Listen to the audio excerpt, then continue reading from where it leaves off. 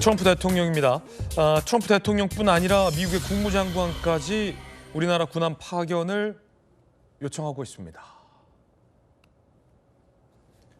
자, 미 요청에 청해부대 대조영함을 파견하느냐, 논란으로 이어집니다. 대조영함은 4,440톤 구축함이고 파견 거론되고 있어요. 대함, 대공미사일, 어뢰 등을 장착하고 있고 무시무시한 우리 구축함입니다. 강력한 구축함. 해상작전 헬기와 고속 단정도 있어요. 대테러 임무 해군 특수전단 요원이 30여 명. 특수부대예요, 특수부대. 기뢰 제거에 필요한 소해 헬기는 없다. 단 기뢰 공격에 취약하다. 이게 좀 약점이네요. 호르무즈에는 기뢰가 많거든요.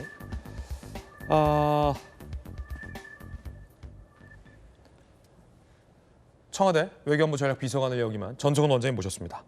트럼프 대통령, 미국 에너지 장관, 그다음에 마크 루비오 미 국무장관까지 지금 연달아서 계속 한국의 군함 파견을 요구하고 있습니다. 이거 이제 우리 정부가 공식적인 요청 아니다라고 치부할 상황은 아닌 것 같아요.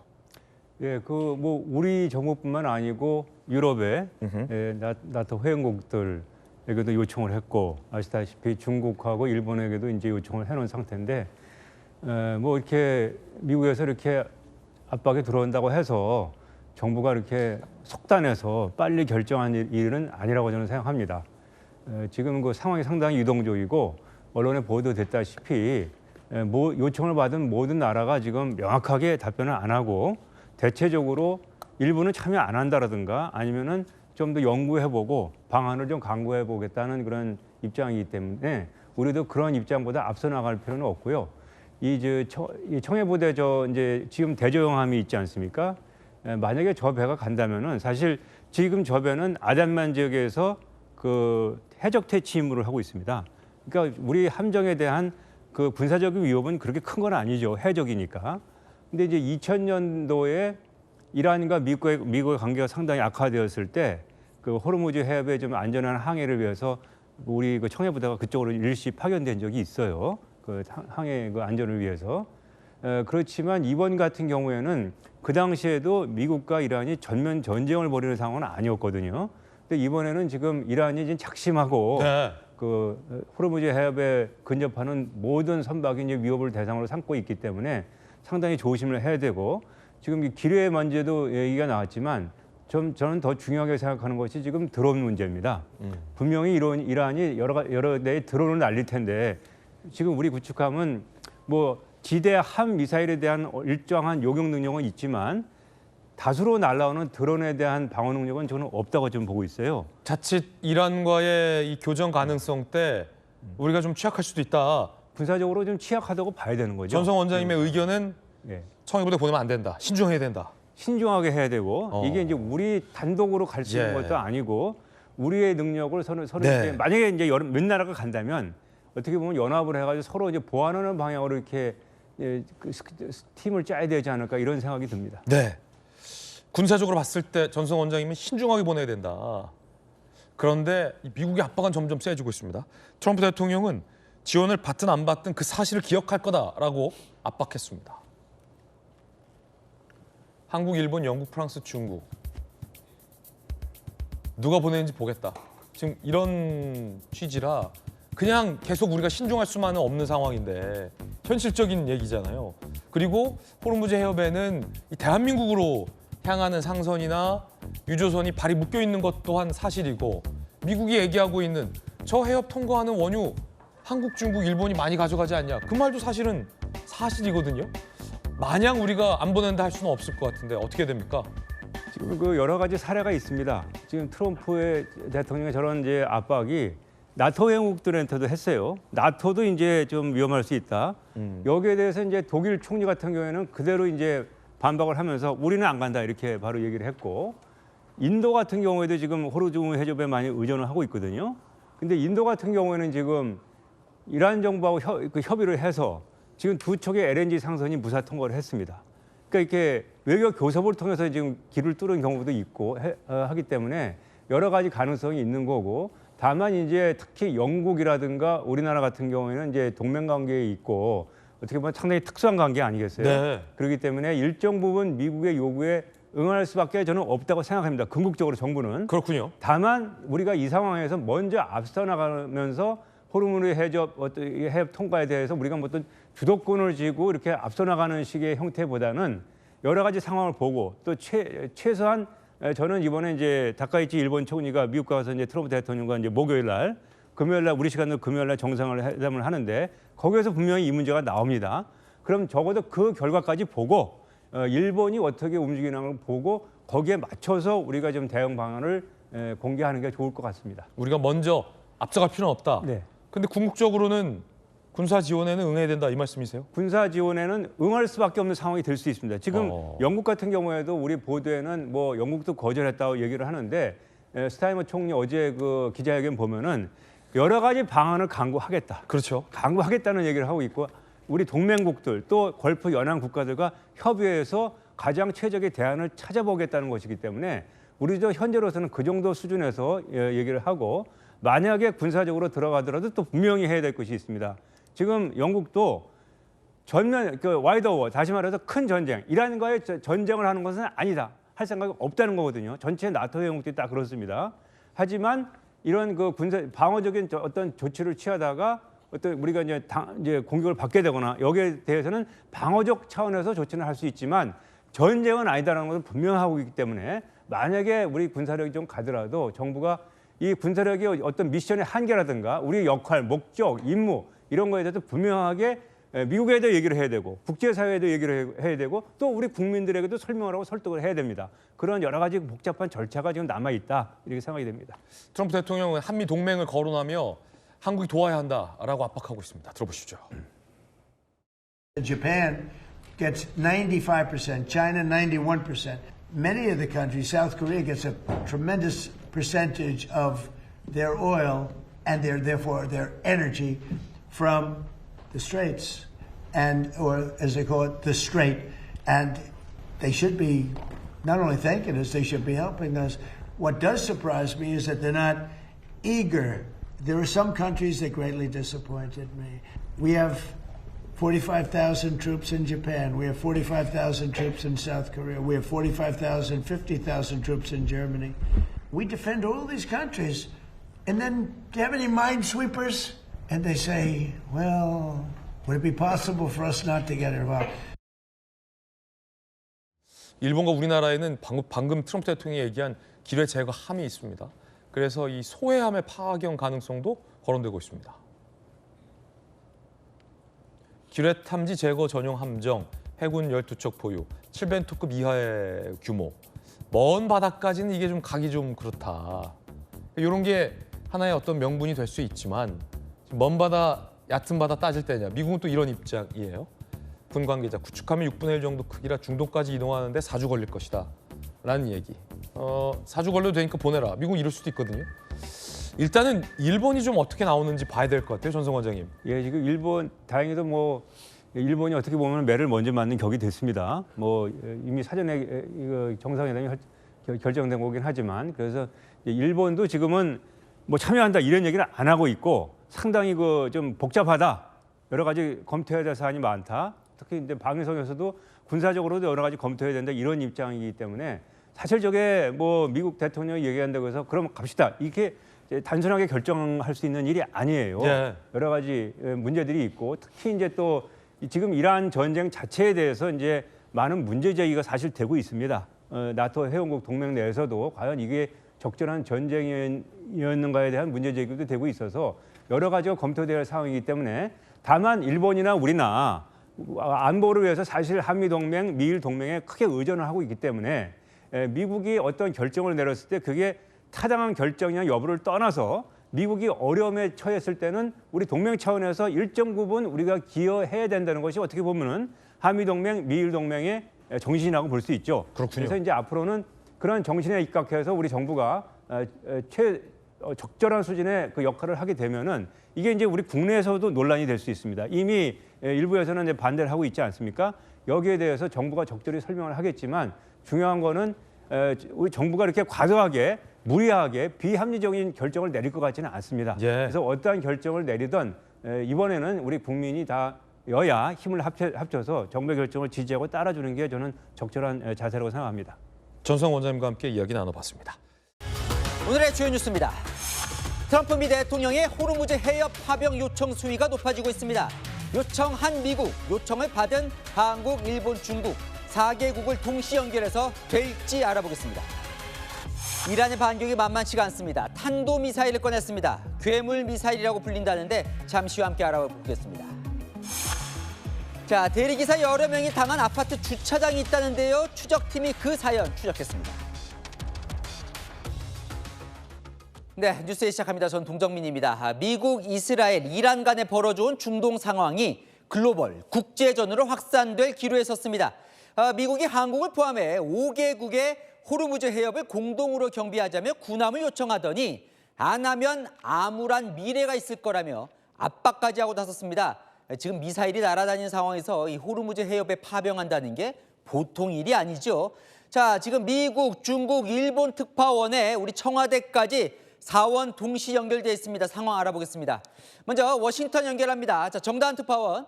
오늘은 또 5개국이 아니라 7개국의 호르무즈 호의를 요구했다고 했다던데 또 그 7개국은 어디예요? 네, 맞습니다. 트럼프는 7개국에 참여 요구를 했다고 이렇게 밝혔습니다. 이 5개 국가에서 2곳이 더 늘어난 겁니다. There's about 7. Talk to about 7. Whether we get support or not. But I can say this, and I said it to them. We will remember. 현지 시각 그제와 어제 이 국가들에 접촉했다면서 긍정적 반응을 보인 곳이 있다, 이렇게 주장했습니다. 다만 어떤 나라들인지는 구체적으로 밝히진 않았는데요. 앞서 트럼프는 나토를 거론하면서 응답이 없거나 부정적 반응을 보인다면 암울한 미래에 직면할 것이다라면서 노골적으로 동맹국 압박에 나서기도 했습니다. 트럼프는 동맹국 말고도 중국을 콕 집어 수차례 언급했는데요. 중국의 참여 가능성에 대한 질문은 아직 말할 수 있는 시점이 아니라고만 답변했습니다. 네, 그러다 보니까 중국 베이징 이윤상 특파원에게 좀 물어보겠습니다. 중국으로서는 예상치 못한 요청이었을 것 같아요. 안 보낼 것 같긴 한데 반응이 어떻습니까? 나왔습니까? 네, 중국 외교부는 오늘 브리핑에서 군함 파견에 대해 각국과 소통을 유지하며 상황 완화를 위해 노력하고 있다고 밝혔습니다. 또 각국이 즉시 군사 행동을 중단해야 한다고 언급했습니다. 호르무즈 해협에 군함을 파견하는 것에 사실상 반대 의사를 밝힌 겁니다. 다만 미중 정상회담을 앞둔 만큼 미국을 자극하지 않기 위해 발언 수위에 신중을 기하는 모습이었습니다. 중국 관영 매체들은 호르무즈 해협의 위기를 애초에 누가 촉발한 것이냐며 미국을 비난하고 있는데요. 글로벌 타임스는 불을 질러놓고 불 끄는 걸 돕고 비용도 나눠내자고 요구한다며 해협 긴장의 원인은 해군 함정이 부족해서가 아니라 현재 진행 중인 전쟁 때문이라고 꼬집었습니다. 또 여러 국가 군함으로 해협을 채우는 건 분쟁의 불씨를 만드는 것이라며 한 척이라도 공격받는다면 그 여파는 누구도 통제할 수 없을 정도로 빠르게 확산될 것이라고 덧붙였습니다. 자, 워싱턴 정다은 특파원. 사실 중국의 저런 반응은 예상이 됐을 것 같은데 왜 사이가 안 좋은 중국이 요청 사항에 들어갔을까요? 네, 한마디로 말씀드리자면 이 중국이 호르무즈 해협을 통과하는 석유의 대부분을 사용하니 그만큼 책임을 지라는 겁니다. 직접 들어보시죠. Why aren't we maintaining the Hormuz Strait when it's really there for China and many other countries? Why aren't they doing it? 중국이 호르무즈 해협을 통해 전체 석유의 90%를 들여온다면서 이렇게 얘기한 건데요. 절박한 나라들이 책임지라는 논리를 강조하기 위한 것으로 보입니다. 자, 이번에 도쿄 나가 있는 송찬호 특파원에게 좀 물어보겠습니다. 일본이 가장 발등에 불일 것 같습니다. 이 당장 사흘 뒤에 이 정상회담 만나야 하는 건데 일본은 어때요? 뭐 좀 보낼 분위기입니까? 현재로서는 신중한 분위기입니다. 다카이치 일본 총리는 트럼프 미국 대통령이 호르무즈 해협 군함 파견을 요구한 데 대해 오늘 국회에 출석해 처음 입장을 밝혔습니다. 파견한다 안 한다 확답 없이 종합적으로 검토 중이라고 말했습니다. まだ求められておりませんので、仮定のことにはお答えしにくうございます。日本政府として必要な対応を行う方法を現在検討中です。現時点で自衛隊の派遣、こういったことは考えておりません。 고이즈미 방위성이 현 시점이라고 전제를 붙인 만큼 입장이 바뀔 수 있다는 전망도 나옵니다. 특히 현지 시각 19일 미국에서 미일 정상회담이 열릴 예정인데요. 트럼프 미국 대통령이 직접 압박에 나설 경우 어떤 형태로든 대응이 필요하기 때문입니다. 다만 일본 현행법상 호르무즈 해협에 자위대를 파견하는 건 현실적으로 쉽지 않습니다. 자위대법 등에 따른 파병 요건인 존립 위기 사태 등에 해당하지 않는다는 게 일본 정부의 현재 판단입니다. 또 미국의 이란 공격이 합법적이라는 판단도 해야 하는데 다카이치 총리는 평가 자체를 유보하고 있습니다. 이에 일본에선 2019년 미국과 이란 충돌 당시 아베 전 총리의 우회 전략도 거론됩니다. 니혼 게이자이 신문은 호위 연합에 참여하진 않되 호르무즈 해협 인근 바다에서 현행법상 가능한 조사 연구 임무로 독자적으로 파견하는 방안을 검토할 수 있다고 전망했습니다. 자, 그럼 우리는 어떻게 할 건지 청와대에 지금 이상훈 기자 연결되어 있는데요. 미국은 요청했다는데 겉으로 보이기엔 좀 조용해 보이거든요. 청와대 내부에서는 뭐 대책회의 같은 건 하고 있습니까? 네, 청와대의 분위기는 한마디로 정중동입니다. 공식적으로는 트럼프 대통령의 군함 파견 요청에 대한 입장 이 한마디입니다. 미국 측과의 물밑 소통을 통한 진위 파악이 우선이다. 평소 발빠르게 움직이던 청와대지만 공개적인 대책 회의도 없었습니다. 미국의 정확한 진위가 파악될 때까지 우리가 먼저 움직일 필요는 없다는 분위기입니다. 내부적으로는 국민의 안전에 영향을 줄 수 있는 민감한 사안인 만큼 상당히 부담스러워하는 분위기가 감지됩니다. 여당에서는 공개적인 파병 반대 의견도 표출됐습니다. 이기현 민주당 의원은 동맹국에 대한 최소한의 예의도 없는 요구를 하면서 오늘 오후 주한 미국 대사관 정문 맞은편에서 파병 반대 1인 시위를 진행했습니다. 국회 외교통일위원회 소속 홍기원 민주당 의원은 당의 외교안보 자문단에선 트럼프 대통령의 요청에 대부분이 부정적이었다고 전했습니다. 한 여권 관계자는 요청을 받은 4개국 간 협의를 하는 방식도 있을 것이라며 충분한 시간을 가지면서 신중하게 검토해야 한다고 말했습니다. 자, 정다은 특파원 지금 쭉 들어봤는데 한국, 일본, 중국 모두 부정적인 것 같거든요. 근데 워싱턴은 이번 주 중으로 호르무즈 협의체를 띄운다 이런 보도도 있어요. 이게 가능한 겁니까? 네, 맞습니다. 우선 현지 보도로는 이번 주 중으로 미국이 발표할 것이다 이렇게 나온 상황입니다. 월스트리트 저널 보도에 따르면 다국적 연합체의 활동이 전쟁 중에 시작될지 여부는 아직 논의 중인 것으로 알려졌는데요. 트럼프는 이란전 이후로도 장기적으로 호르무즈 해협 방어 부담을 동맹국들이 함께 져야 한다는 뜻을 내비치기도 했습니다. 그럼 이 흐름대로 이 이슈도 이어가 보겠습니다. 오늘 우리에게도 전 세계적으로도 단연 이 이슈가 제일 중요했을 텐데요. 트럼프 대통령이 우리나라를 포함해서 중국, 일본, 프랑스 포함해서 7개 나라에 호르무즈 해협의 안전을 확보해야 하니까 당신네들 군함 파견을 해달라 이렇게 요구를 했습니다. 우리로서는 보내면 참전이고 거절하면 미운 털 박힌다. 이런 여러 가지 사정들이 복잡 다단할 텐데 청와대가 어떤 정교한 선택을 해야 할지 주목될 수밖에 없죠. 트럼프 대통령의 언급부터 들어보겠습니다.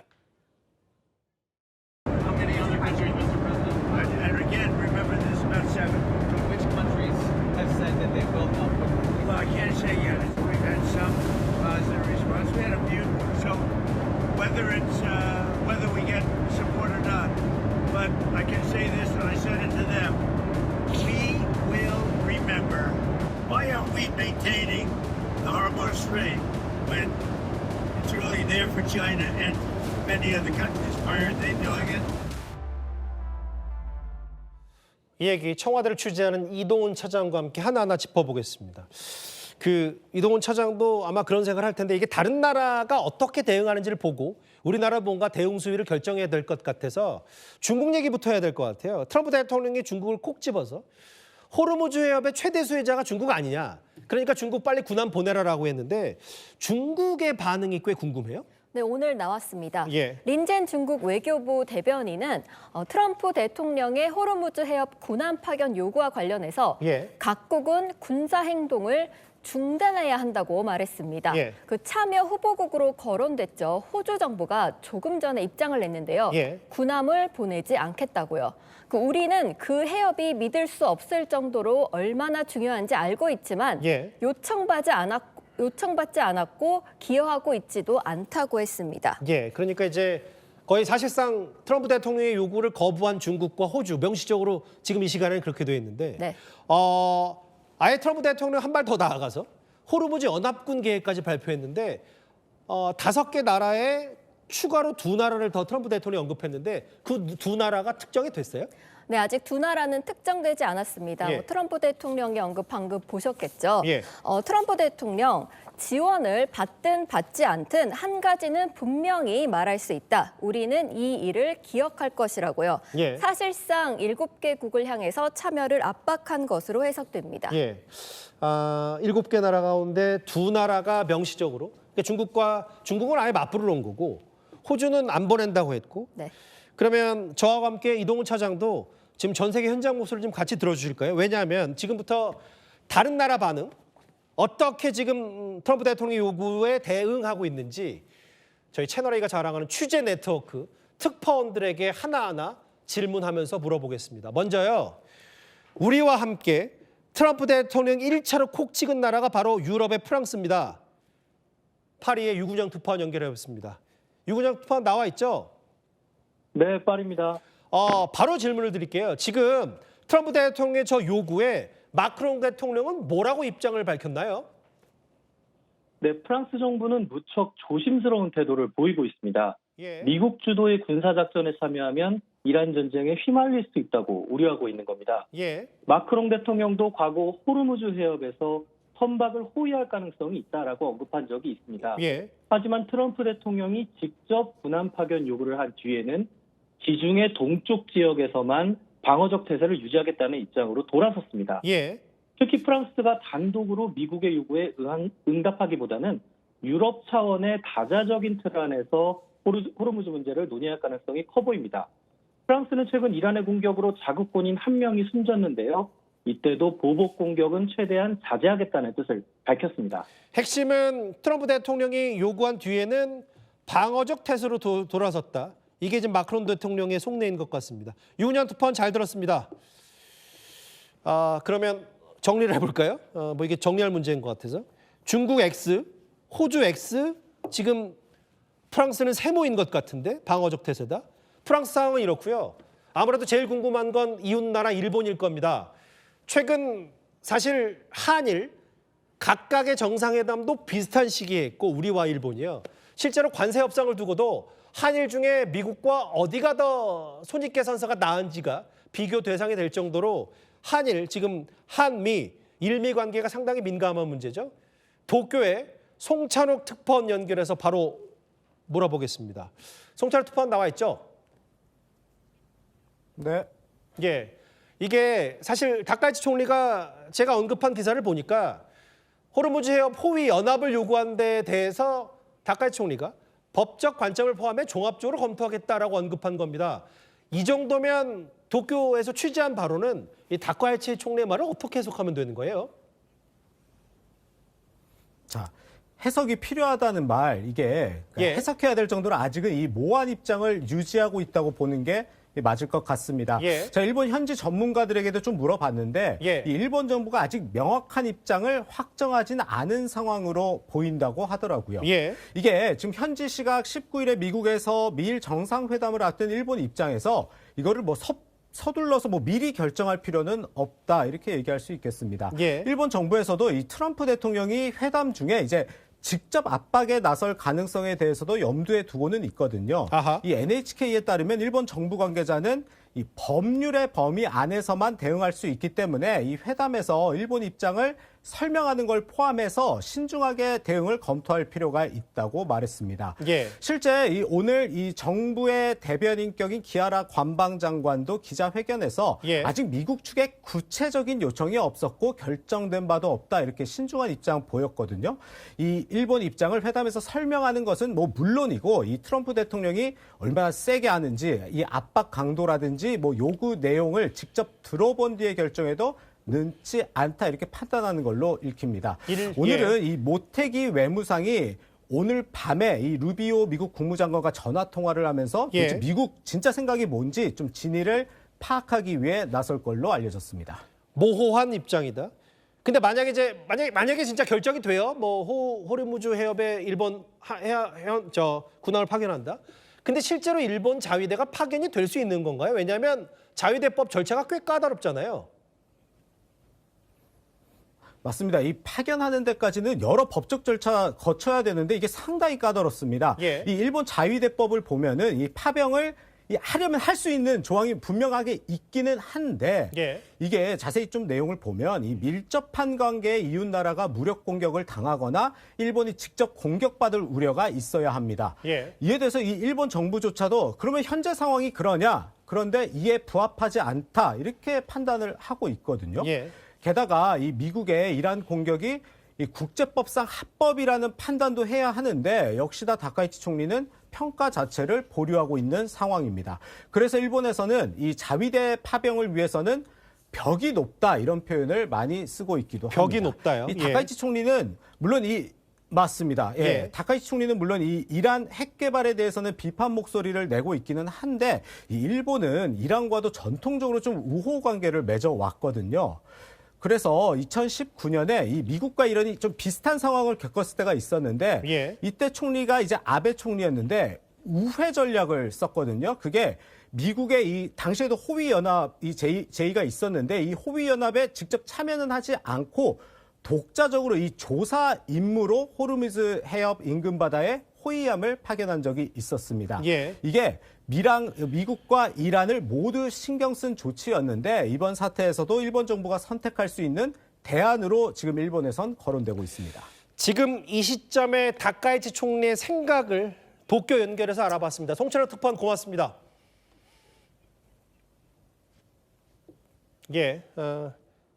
프랑스 파리, 일본 도쿄 다녀왔습니다. 다른 나라 다녀오니까 좀 대략 감은 잡혀서 거칠게 표현하면 일본도 세모인 셈인데 청와대의 정확한 입장, 트럼프 대통령 요구의 청와대 정확한 입장은 뭡니까? 우리나라도 크게 다르지 않습니다. 이규현 홍보소통수석 오늘 관련 질문이 나오자 정확한 진위를 파악하고 있다고 말했습니다. 극도로 신중한 대응 기조인데요. 미국 측과의 소통 여부나 접촉 채널, 협의 주체를 묻는 질문에도 언급을 삼갔습니다. 파병이나 군함 파견 문제는 한미 간 충분한 시간을 갖고 논의한 뒤 결정해야 할 사안이라는 입장입니다. 저희는 언론이니까 여러 가정을 더해서 실제로 만약에 우리가 호르무즈 해협에 군함을 파견하고 투입한다면 어떤 절차를 거치게 될지 제가 그래픽으로 준비한 게 있는데 화면을 같이 보실게요. 이건 제가 좀 설명을 드리면 지금 가면 누가 가냐? 아무래도 2020년 상선을 호위해본 경험이 있는 이 대조영함, 뭐 여러 가지 얘기들이 좀 나오는데 무엇보다 지금 가장 가까이 있다는 평가가 많죠. 소말리아 인근 아덴만에 빠르면 이틀 안에 갈 수가 있습니다. 이게요, 뭐 그냥 간단하게 말씀드리면 우리도 정말 이 파견 신중할 수밖에 없는 게 아무리 잘 막아내더라도 미사일 한 발 혹은 지금 기뢰가 대략 저 호르무즈 해협에 10개 정도 있는 것으로 파악되고 있는데 뭐 한 발이라도 잘못 맞으면 정말 위험에 빠질 수 있고 그런 부분 때문에 이게 뭐 누군가 말처럼 미국의 나쁜 이미지를 준다고 하더라도 신중히 신장을 기할 수밖에 없다. 이동훈 차장. 아까 얘기했던 극도로 신중한 청와대도 그렇고 여야 정치권에서 뭐라고 하고 있나요? 네, 군 출신이죠. 김병주 민주당 의원 같은 경우 국회 동의를 받는 절차가 맞지 않나 생각하고 국익 차원에서도 낫다고 말했습니다. 국회 비준을 받는 게 신중히 하고 시간을 벌 수 있는 방안이라는 겁니다. 이기현 민주당 의원은 주한 미국 대사관 앞에서 파병에 반대하는 1인 시위에 돌입했는데요. SNS의 이번 파병 요구는 동맹국에 대한 최소한의 예의도 없는 요구라고 비판했습니다. 예.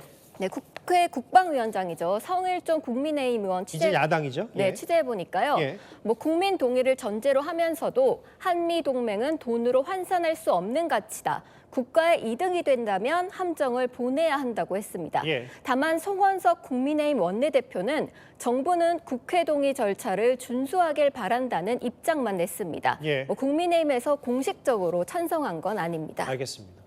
중국 반응부터 쭉 다른 나라, 그리고 7개 나라 거론된 나라에서 그리고 우리 청와대의 입장까지 청와대 취재하는 이동훈 차장과 함께 짚어봤습니다. 잘 들었습니다.